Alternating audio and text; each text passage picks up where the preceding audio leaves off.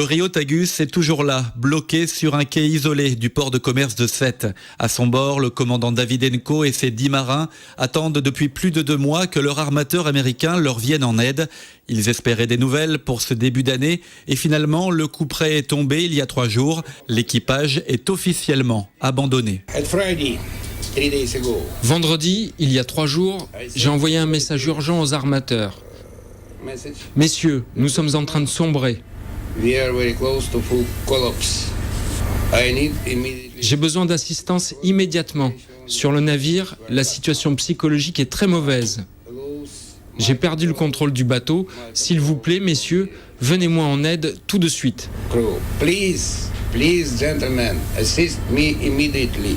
Un appel qui n'a donc pas été entendu par l'armateur. Le 29 octobre dernier, le Rio Tagus est arrivé à Sète pour livrer sa cargaison de 2700 tonnes d'urée. Puis tout s'est enchaîné, des litiges commerciaux et des problèmes techniques ont cloué le navire à quai. S'il doit repartir un jour, ce sera de toute façon pour être réparé. En attendant, le commandant, comme les 10 autres marins, n'est plus payé par la Pramswater Shipping Company. L'équipage est donc pris en charge par une quinzaine d'associations coordonnées par le Seamen's Club de Sète. Ils viennent nous voir tous les jours. On essaye de trouver des solutions pratiques pour la vie du bateau, que ce soit pour faire des avances sur salaire, que ce soit pour trouver un peu d'argent, comme on l'a fait hier, où les gens se sont vraiment mobilisés, les artistes de Sète et les gens ont vraiment joué le jeu et on a récolté des fonds d'une façon extraordinaire pour l'équipage. Une vente aux enchères qui a rapporté 3 600 € qui seront envoyés aux familles des 11 marins bloqués. Des hommes originaires d'Ukraine, d'Égypte et du Ghana dont le moral est au plus bas. L'attente devient insupportable. Nous ne savons pas ce qu'il va arriver. Nous avons envoyé des messages, mais nous n'avons pas eu de réponse.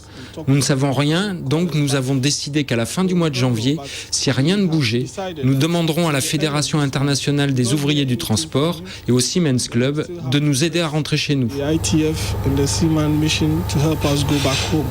3 semaines avant de jeter l'éponge, reste à financer les billets retour des 11 marins par l'intermédiaire de la Fédération internationale des ouvriers du transport. Le Rio Tagus, quant à lui, n'est pas prêt de bouger. Son pavillon de complaisance, les conflits commerciaux sur sa cargaison et les procédures judiciaires qui vont avec lui promettent un séjour longue durée dans le port de Sète.